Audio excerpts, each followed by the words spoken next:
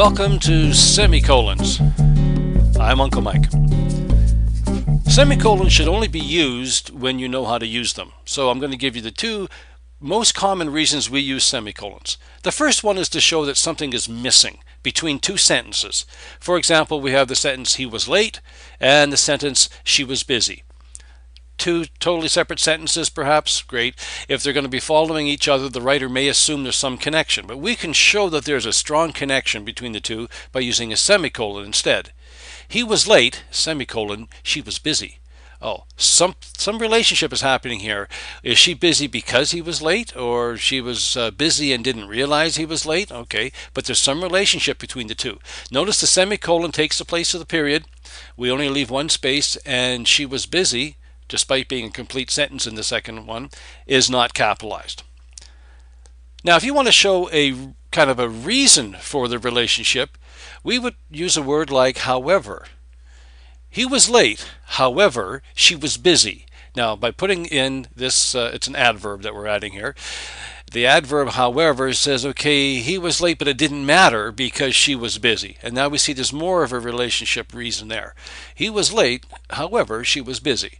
Now, when you're using an adverb to join two complete sentences together, he was late and she was busy are complete sentences, you're using it now as a conjunction, and that makes it what we call a conjunctive adverb. Don't get too worried about the terminology, although people think you're really smart if you use it.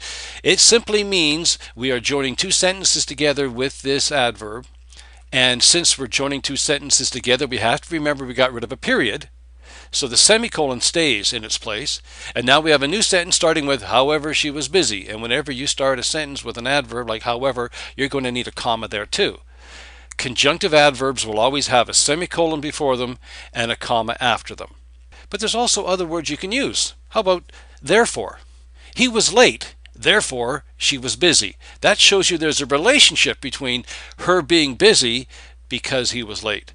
Or he was late, nonetheless she was busy. That shows you the relationship being that her being busy was not related at all to him being late. There's some other reason. Let's take a look at a sentence with however in there again. He was, however, too late for her. And the thing to see here, this is just an adverb working by itself. It's not a conjunctive adverb because there's not two complete sentences being joined. In fact, he was isn't really a complete sentence. Too late for her isn't a complete sentence at all. There's no complete sentence in here. You have to set it off with commas. And what that tells you is that I can take the piece that's separated by the commas, in this case the word however, right out of the sentence, and the rest of the sentence has to make grammatical sense. He was too late for her. It does. We put however in there just to show some emphasis. He was, however, too late for her. Maybe some irony we're trying to show. Those are the ways that we use a semicolon when something is missing. We also use it instead of commas in one particular case. If we have a series of things, a list, we have ham and eggs and frogs and kittens and whatever, we put commas in between each one of the items that's in that list. What if there are already commas in the list items? For example, these are people I saw at a meeting. I saw George Brown, comma, President, comma, UHT. There's commas there. And then a comma to show that it's separated from the next person. Sharon Novell, comma, CEO, comma, Arthur James, comma. Now, is Arthur James the name of a company or name of another person? And then I've got James in there twice with a comma. Now I'm totally mixed up. That's when you would use a semicolon in place of the comma in between the elements. So we'll bring a semicolon up here. So George Brown, president of UHD. We'll put a semicolon here right after Arthur James. So we know that Sharon Novell is the CEO of Arthur James. It's a company. We put one over here too. And James Russell is from Advert. We don't have a name of his title.